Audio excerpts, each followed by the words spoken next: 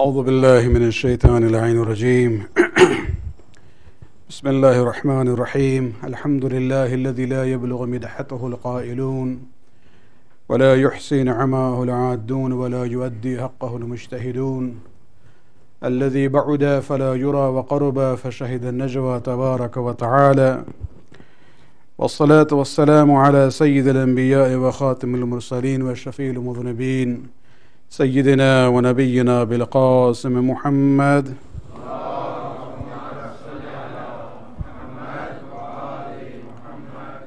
وعلى أهل بيته الطيبين الطاهرين المعصومين الذين أذهب الله عنهم الرجس وطهرهم تطهيرا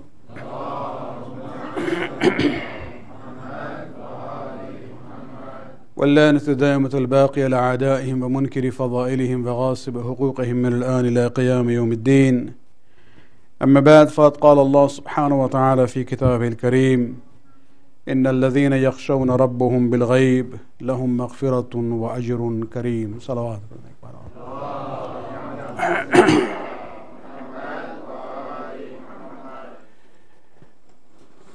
The majlis this evening is dedicated to the Wafat anniversary of the First Lady of Islam, Hazrat Khadija salawatullah alayha.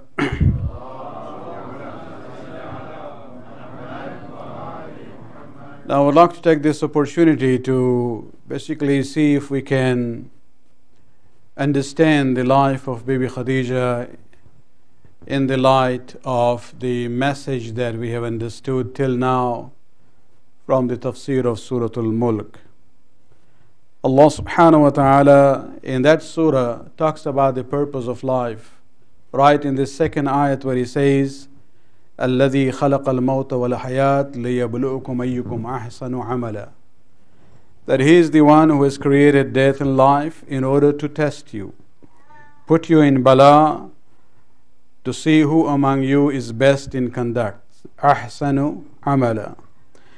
And when we look at this process, we come to realize that Allah subhanahu wa ta'ala later on in the ayat where he talks about those who will be successful in that test of this dunya, he talks about this concept, lahum maghfiratun wa ajrun kareem. Ultimately, for them is forgiveness and ajr kareem, the great reward from Allah subhanahu wa ta'ala. When we look at this concept of bala in Arabic, and in Urdu we use it in the same way when we say ibtila, or in Farsi also. Imtihan, ibtila, test and trial. When we look at this process, we have to realize that test and trial does not always mean going through difficulties. For example, if you look at the issue of wealth, Allah subhanahu wa ta'ala can test an individual by giving him, just to see how, that person is going to handle the wealth and the mal that Allah subhanahu wa ta'ala has given to him. On the other hand, those who have been deprived for whatever reasons, or those who have been put in restrained circumstances, whether it's financially or physically or because of socio-political events, Allah subhanahu wa ta'ala would like to see how people react in those situations. So imtihan is not only when people are in a good situation or bad situation. All situations are actually situations of ibtila and imtihan for human beings. When we look at the example of Bibi Khadija salawatullah alayha,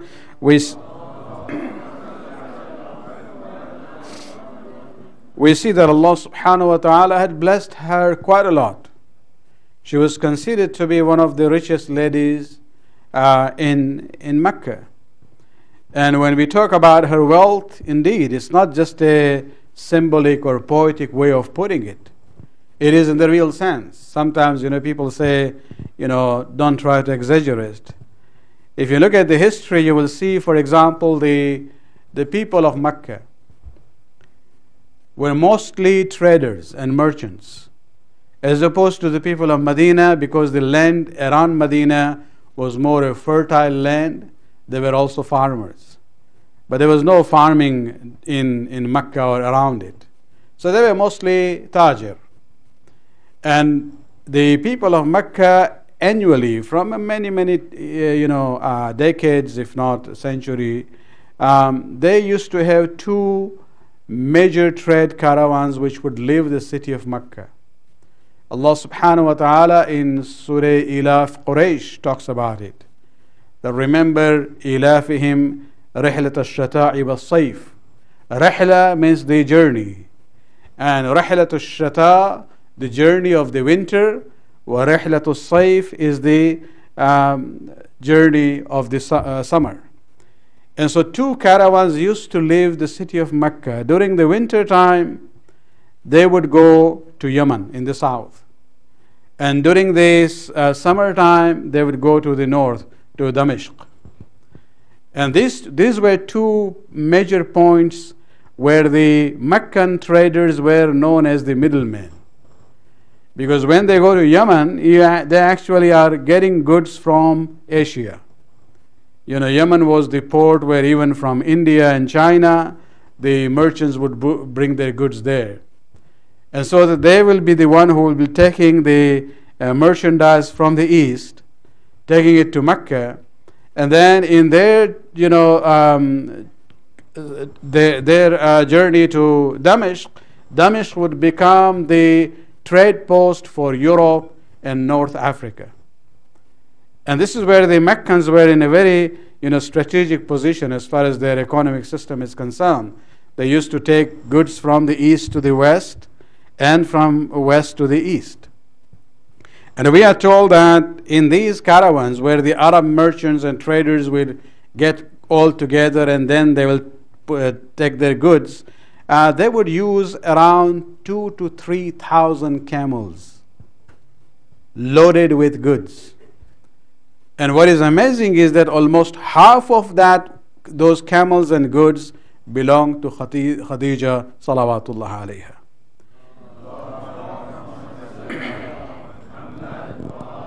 So she was indeed a very affluent and rich person. But the character comes out when you see that although she was very wealthy, that affluence did not influence her character. Her akhlaq was still very solid. She was not influenced by the money in that way. And this is where we see, for example, Allah subhanahu wa ta'ala, in one of the ayat that we discussed in Suratul Mulk, هُوَ الَّذِي جَعَلَ لَكُمُ الْعَرْضَ ظَلُولًا. One of the blessings of Allah subhanahu wa ta'ala is that He made the earth gentle and subservient to you, to human beings. And so this dawlat or wealth is for us. We are not for this dunya. The dunya has been created for us, but we have been created for Allah subhanahu wa ta'ala. And that relationship has to be understood all the time. That we use it and we are responsible and we are accountable in the eyes of Allah subhanahu wa ta'ala.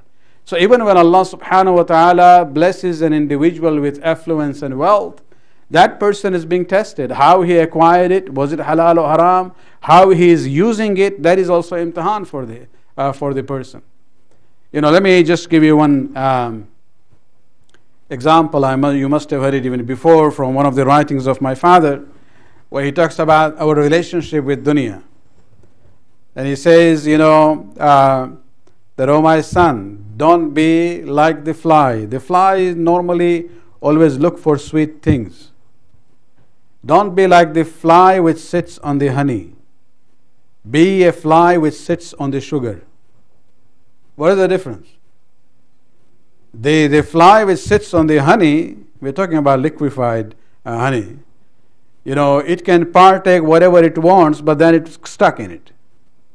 And it will basically sink in it. Whereas the fly which sits on the sugar will take as much as it wants and then it can easily fly away. Our relationship with dunya and whatever your wealth that Allah has given to us should not be the relationship of flies sitting on the honey. We don't become the slave of this dunya, we should be the master of this dunya.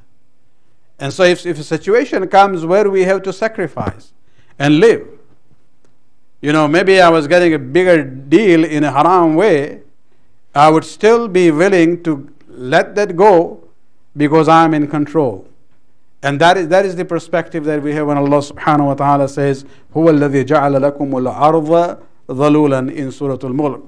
When you look at the example of Bibi Khadija, so much, blessed by Allah subhanahu wa ta'ala, but that blessing of dunya did not have negative impact on her character.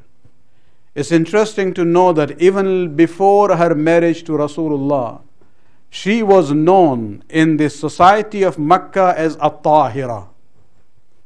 At-Tahira from Taharat, purity. And why was she known as At-Tahira? لِشِدَّةِ عِفَافِهَا, because she was very strong and solid when it came to her chastity. And this is, we talk about the solidness of her character, that the wealth and the dunya did not have any negative impact on her character and her belief system. Salawat pढ़ने एक बार.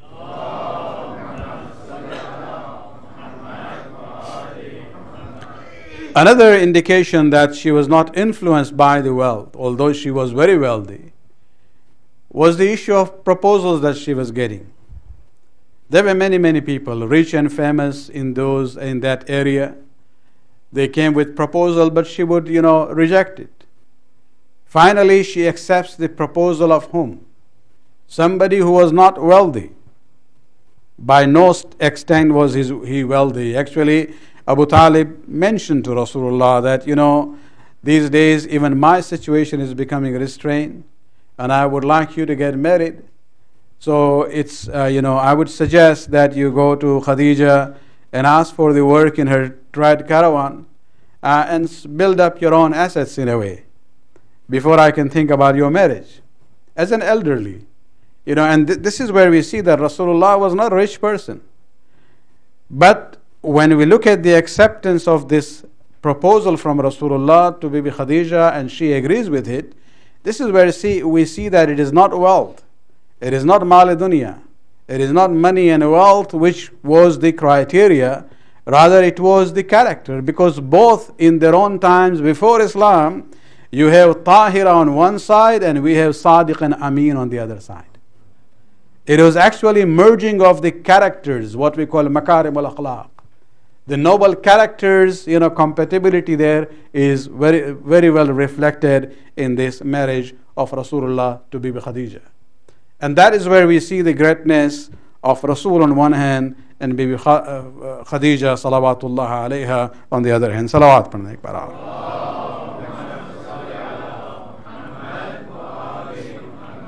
How did she know that he is Sadiq and Amin? When he went seeking employment and Khadija had heard that he is Sadiq and Amin, she wanted to actually, see how true are these, attributes.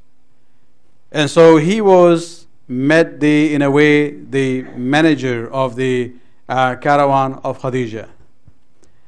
And she assigned one of the slaves to be in the personal service of the Prophet and also to see how he is conducting his business so that he will come and report back to to Khadija.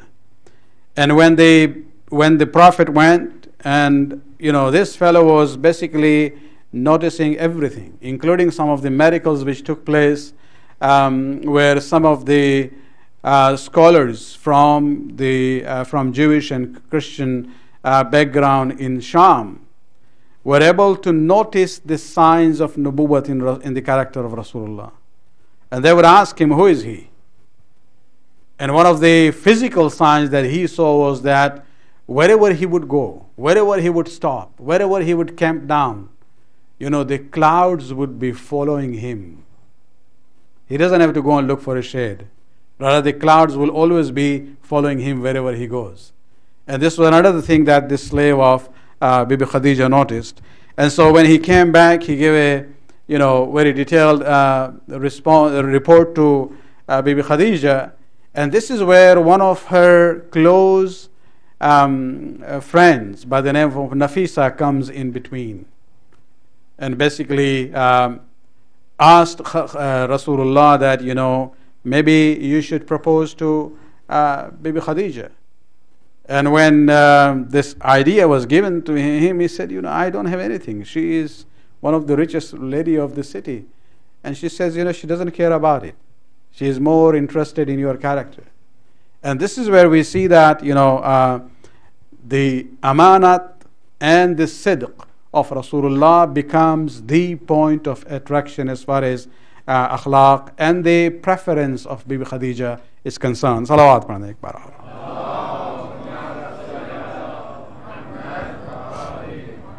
Truthfulness and trustworthiness. These are actually the two pillars of Islamic, moral foundation. And let me read to you the hadith. You might be surprised. The wordings of the hadith. And this is a hadith from Imam Muhammad al-Jawad alayhi salatu wasalam.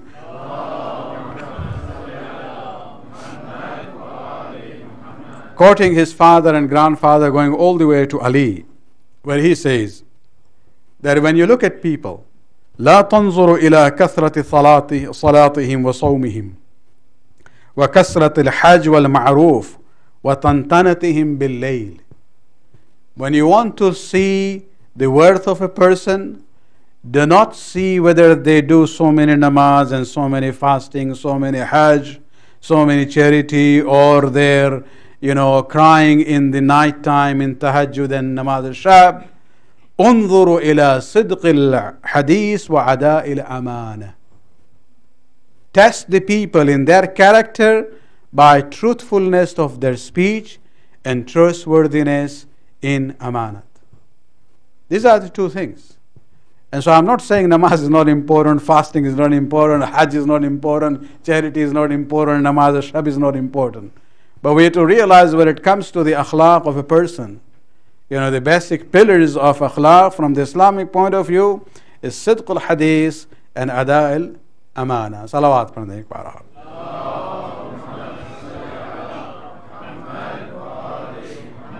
Unfortunately, we see sometimes, when business partnerships don't work in community members, you get surprised really. The mashallah, is very punctual in namaz and everything. But when it comes to business dealings, and this is where we have lost that, yes, rituals are very important, but sidqul hadith wa ada al amana is the foundation of akhlaq in how we interact with one another. This is so important that even, if you look at the Prophet, he was known as a Sadiq al-Amin before Islam, among the people of Mecca. Even in Hijrah, one of the reasons why he selected Ali to sleep in his place. Yes, by sleeping there, Ali ibn Abi Talib protected the life of Rasulullah on that night, Shab Hijrat.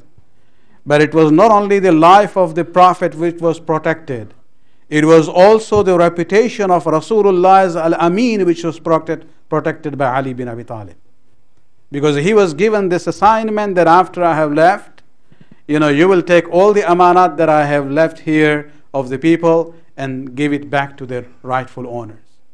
And so on Shab-e Hijrat, Amir al-Mu'minin did not only save the life of the Prophet, but also the character of the Prophet and the image of the Prophet as somebody who was a Sadiq and al-Amin. Salawat.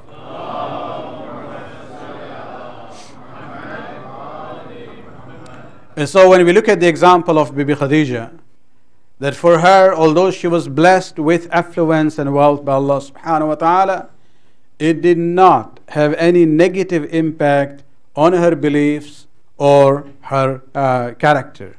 She maintained the purity of her title as At-Tahira, which she was known that even before.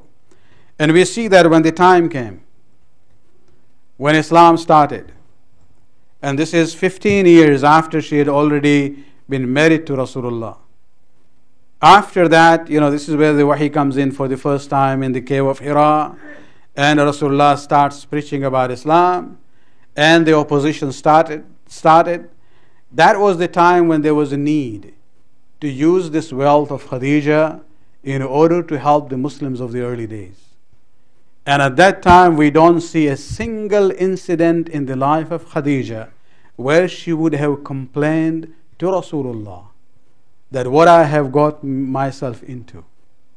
Rather, the Prophet himself used to, later on in life, praise Bibi Khadija by talking about the early days in Mecca, where he says, ما قام ولا استقام ديني إلا بسيف علي ومال Khadija. That Islam did not stand up on its feet except by two sources. One was the sword of Ali, and the other was the wealth of Khadija. When we talk about, the poor early Muslims who didn't really have any support from their own families or tribes, or those who came from the slavery background, or even when you talk about the migration of about 70 Muslims from Mecca to Habasha, these all required money. Where did it come from?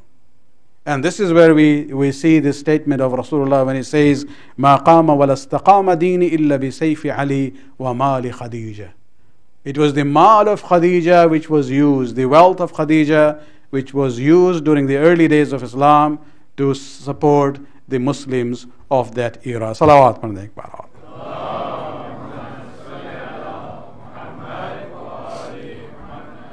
But let me say one thing. If you remember, one of the ayat that we looked in Suratul Mulk was the ayat where Allah subhanahu wa ta'ala describing the good people, those who passed the test of ibtila and imtihan in this dunya.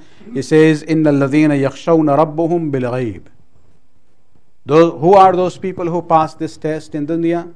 They are the one who fear God, their Lord, even in private, not only in public life. And this is where we see that the contribution of Bibi Khadija is not only in, sacrificing her wealth for the sake of Muslims and Islam. I think one of her greatest contribution to Islam is the fact that she is the first person who said labbaik and accepted the message of Rasulullah when he came down from the cave of Hira. And at least when it comes to Khadija, no Muslims have any dispute on this issue. When it comes to Ali, they make this whole category of adults and children and men and child. But when it comes to Khadija, there are no two historians you will see who will have any hesitation in saying that she was the first lady to accept Islam. Now this is not only, greatness for her. Just think about it. Somebody who has lived with Rasulullah for 15 years. She doesn't only know Rasulullah in public life. She knows Rasulullah in her private life. She knows, she has seen him as a husband, as a father, as a nephew, as a cousin, as somebody who was very concerned about the affairs of the relatives, who was very much concerned about the orphans and the widows in the family and outside the family. These are the personal issues, window into the character of Rasulullah. And who would know better Rasulullah publicly and privately more than Khadija salawatullah alayha?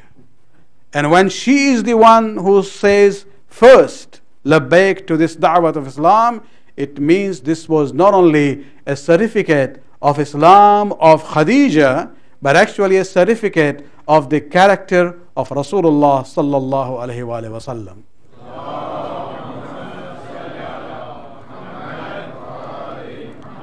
And this is where we see that the Prophet, of course, for us is the prime example of الَّذِينَ يَخْشَوْنَ رَبَّهُمْ بِالْغَيْبِ. That sense of fear of Allah subhanahu wa ta'ala is not only there in the public, but even in personal and private life. And this is where we have to realize that when we talk about the contribution of Bibi Khadija, it was greatest in that way also, which is not very much, realized or even mentioned in her history. That it's not only her fazilat, it's also a fazilat for our Prophet Hazrat Muhammad Mustafa sallallahu alayhi wa sallam.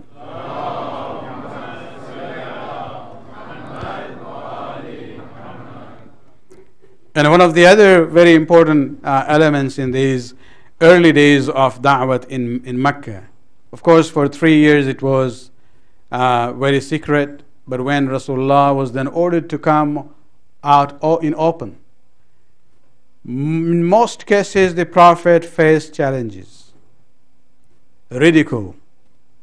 They would even throw garbage on him. And in that situation, for a person to maintain their own, morale and spirit is not that easy.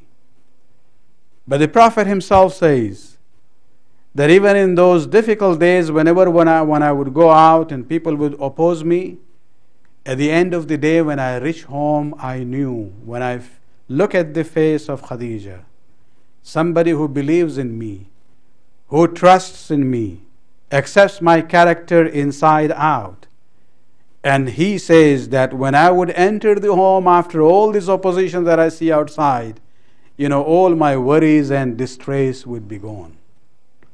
And this is where you see this, she becomes actually the source of boosting the morale of Rasulullah. Of course, in a way he doesn't need, but this is a human dimension that I'm trying to portray, that Khadija was not only a wife sitting at home, she was there, a source of inspiration for Rasulullah to continue his mission in, spreading Islam. Even if you look at the 3 years before her wafat, and these are the 3 years when Quraysh decided to basically put socio-economic boycott against Banu Hashim. It's interesting when we hear about the sanctions these days. These are nothing new. These are all tools used by the people even in past. Because of the prestige of Abu Talib and the influence in the city of Mecca, the people of Mecca, the opponents, the mushrikeen, the leaders of mushrikeen, did not dare harm the Prophet physically. They actually came once to him and tried to make a deal. They said, what do you want? We are willing to exchange your nephew. You give your nephew to us, we'll give you a young man from our own community. You take care of him like your own nephew. And give your nephew to us so that we can kill him. And Abu Talib said, what kind of a proposal you have for me? You want me to take care of your nephew, and you are asking me to give my nephew to you so that you may kill him? And this is where they realize that, okay, Abu Talib is not going to come on our side. And that's where they actually challenge him, and not Rasulullah. They said, if you do not remove your support from Muhammad, then we have no choice but to put economic and social boycott on you and your entire Banu Hashim clan, because you are not siding with us. And Abu Talib, didn't really care about it. So all the elders from the different tribes of Mecca got together. They signed an agreement, put the signs there, and this was hung in the wall of the Kaaba. And Abu Talib basically took the entire Banu Hashim clan to a property he had outside Mecca known as Sha'ab Abi Talib. Sha'ab means a valley. And that is where, because they were not even allowed, there were no marriage proposal can be accepted or given to them. Nobody would trade with them. Nobody will buy or sell or even associate with them on a social level. And their life became, was in danger. That's where Abu Talib took them to Sha'ab Abi Talib. They spent 3 difficult years, only during the months where even in the Jahiliyyah, the Arabs respected the sanctity of few months, which are known as Ashhur Huram, like Muharram also, Muharram al-Haram, where nobody was allowed to kill or fight anyone else. Even if they find the murder of their own father walking by, they are not allowed to actually touch that person. And so during those months they would come out, otherwise they would just seclude themselves in that place known as Sha'ab Abi Talib. Now you can think about it, that during those difficult times, there have been days they have gone without food. The hardship, it wasn't a normal home. And even then, you never hear a single statement from Khadija that she is regretting what is happening there.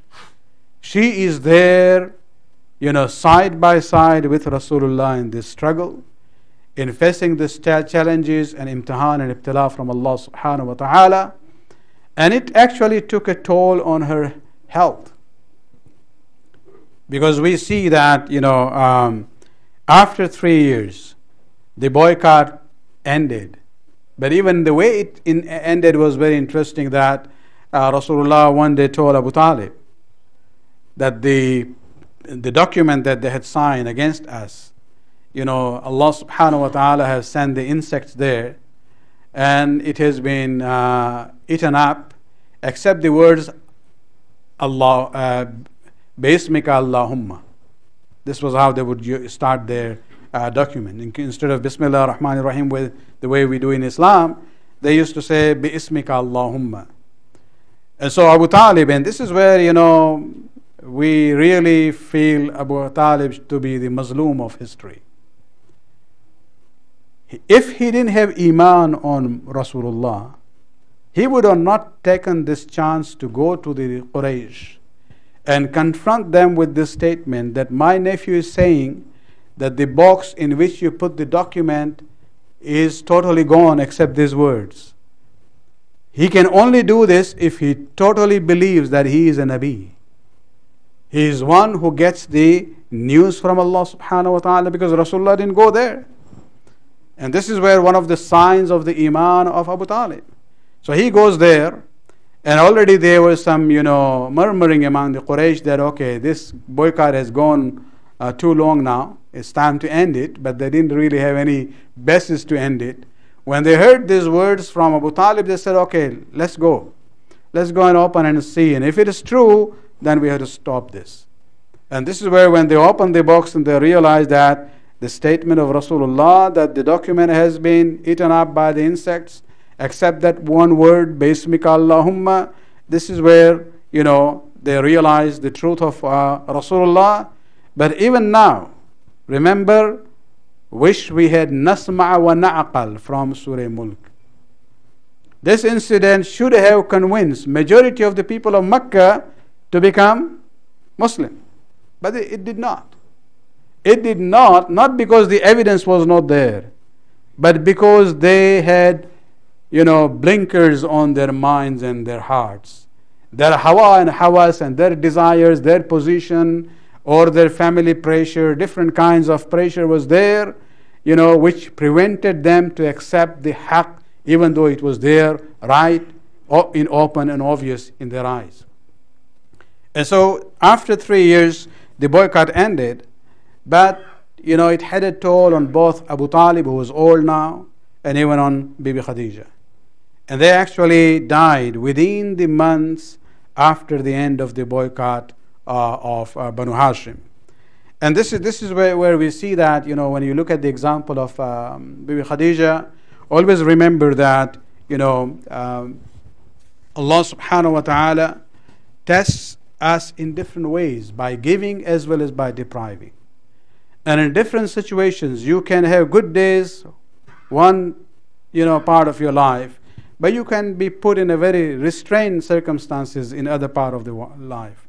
And Allah subhanahu wa ta'ala wants to see how we conduct ourselves on the basis of what is haqq and what is the truth. And that is the example and the message we get from the life of Khadija salawatullah alayha. Salawat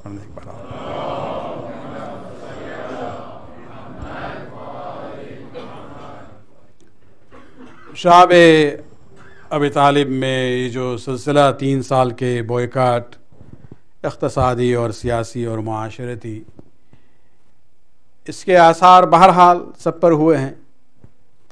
इसलिए कि अक्सर कई दिन से ये लोग कई दिन गुजर जाते थे और इनके पास कोई खाने के लिए नहीं होता था।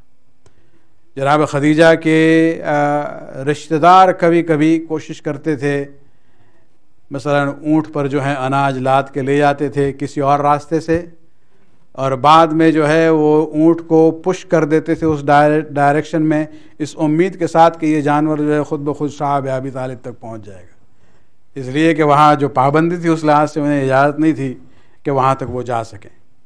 तो इन हालात में जो असर हुआ है जिस्मानी तौर पे जनाब अबू तालिब पर और जनाब खदीजा पर भी, اور شاب ابی طالب کے اس واقعے کے بعد چند مہینوں کے اندر جناب ابو طالب کی وفات واقع ہوتی ہے، اور اس کے بعد جناب خدیجہ کی وفات واقع ہوتی ہے۔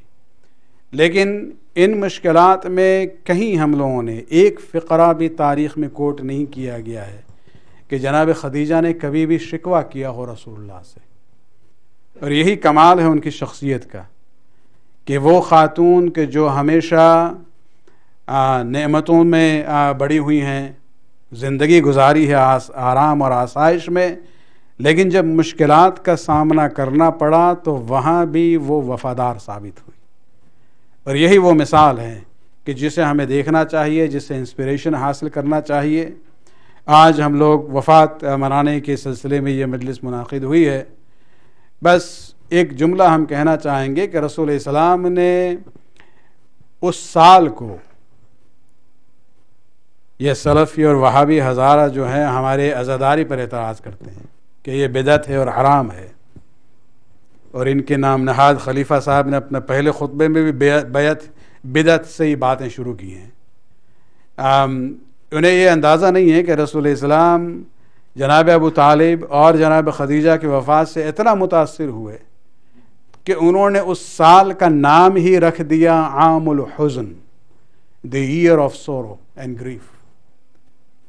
یہ جو عزاداری کی سیرت کی بات ہوتی ہے، سنت کی بات ہوتی ہے، خود یہ بنیاد ہے کہ رسول اسلام نے اس سال کو ہی the year of sorrow and grief قرار دیا ہے، اس لیے کہ دو حمایتی ستون جو ہیں جو رسول کے لیے بہت ہی ضروری تھے، اور ان کی حمایت اور سپورٹ کے لیے وہ ان سے جدا ہو جاتے ہیں۔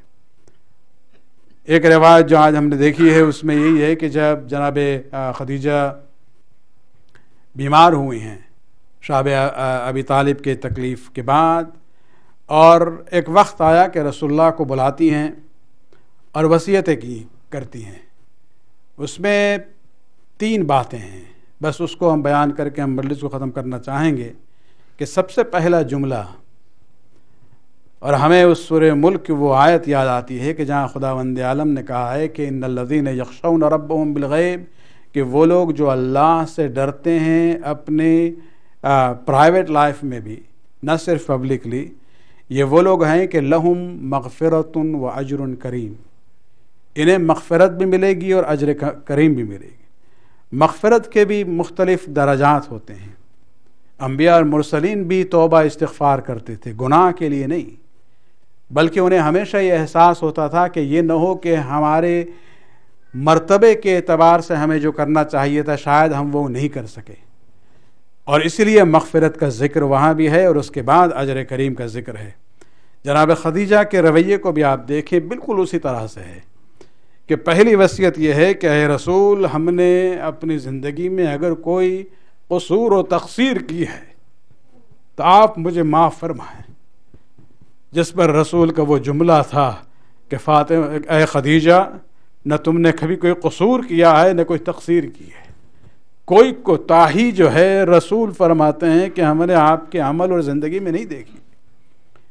اور اس کے بعد تیسری وصیت، دوسری وصیت پہ ہم بعد میں آئیں گے، تیسری وصیت وہ تھی کہ جہاں فرماتی ہیں کہ ہمیں وحشت قبر سے ڈر لگتا ہے، اگر ہو سکے تو اپنا ایک کرتا مجھے دے دیجیے گا اور اسی کفن کے ساتھ رہے۔ تقریباً وہی بات ہے جو فاطمہ بنت اسد کے جنازے میں ہم دیکھتے ہیں مدینہ میں، بعد میں یہی واقعہ پیش آیا تھا، اور رسول اللہ نے تدفین کے وقت یہی کیا تھا کہ اس کفن کے ساتھ اپنے کرتے کو بھی رکھ دیا تھا۔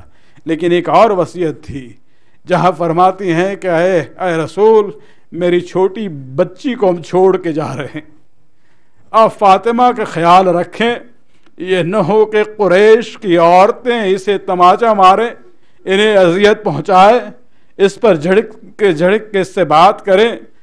رسول اسلام سے صرف اتنا کہیں گے کہ خدیجہ نے یہ وصیت یقیناً کی تھی اور آپ نے اس وصیت کا پاس رکھا ہے، لیکن مجھے ایک اور یتیم بچی یاد آتی ہے کہ آخری وقت میں جب بابا کو روکنا چاہ رہی تھی، حسین نے ایک جملہ کہا تھا کہ سکینہ جب تک ہم زندہ ہیں تم مت رو، اس لیے کہ تمہارے رونے سے مجھے اذیت پہنچتی ہے، ایک وقت آئے گا کہ میرے بعد تو رونا۔ اور زینب سے وصیت کی تھی کہ بہن اس بیٹی کو تیرے حوالے کر کے جا رہے ہیں، اس کی حفاظت کرنا، لیکن حسین کی شہادت کے بعد اس بچے کے رخسار پر تماچے بھی مارے گئے، بالیوں کو بھی لوٹا گیا اور اس طرح سے اذیت پہنچائی گئی کہ جناب ام کلثوم اپنے آخری مرثیے میں جب مدینہ آنے کے بعد جناب سیدہ کے مرقد پہ جا کے پڑھتی ہے، اس میں ایک جملہ ہے کہ اے ماں فاطمہ، آپ کہتی تھی کہ اتنے مصائب آپ پر ٹوٹے ہیں کہ اگر دن پر پڑھتے تو تاریکی شب میں بدل جاتے، لیکن کاش آپ دیکھتی سکینہ پر اتنی اذیتیں پہنچتی تھی کہ وہ پریشان ہو کے اللہ کی طرف رخ کر کے آواز کرتی تھی، الغوث یا رب العالمین، ولا لعنة الله على القوم الظالمين سيعلم الذين ظلموا أي منقلب ينقلبون۔ خداوند اس قربات قبول فرما، ہمارے گناہوں کو بخش دے، ہمارے توفیقات میں اضافہ فرما۔ خداوندہ جہاں جہاں مسلمان پریشان حال ہیں، خصوصاً شیعہ علی جو لبنان اور سیریا، عراق اور افغانستان اور پاکستان میں ہیں، خداوندہ ان کو اپنے حفظ و امان میں رکھ، خداوندہ ان کو تکفیری اور ایکسٹریمسٹ جو ٹیررسٹ ہیں ان کے شر اور فتنے سے دور رکھ۔ خداوندہ اگر یہ دشمنان علی اگر قابل اصلاح ہیں تو ان کے اصلاح فرما، اور اگر قابل اصلاح نہیں ہیں تو خداوندہ ان کے طاقت کو اور ان کے وجود کو نیست و نابود فرما۔ ربنا تقبل منا انک انت السمیع العلیم۔